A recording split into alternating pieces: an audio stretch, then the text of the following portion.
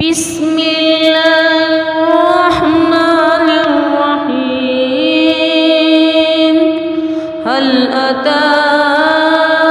على الإنسان حين من الدهر لم يكن شيئا مذكورا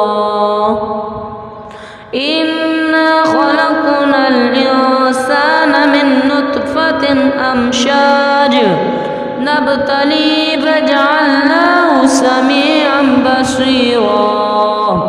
إنا هديناه السبيل إما شاكرا وإما كفورا إنا أعتدنا للكافرين سلاسل وأغلالا وسعيرا إن الأبرار يشربون من كأس كان مزاجها كافورا عينا يشرب بها عباد الله يفجرونها تفجيرا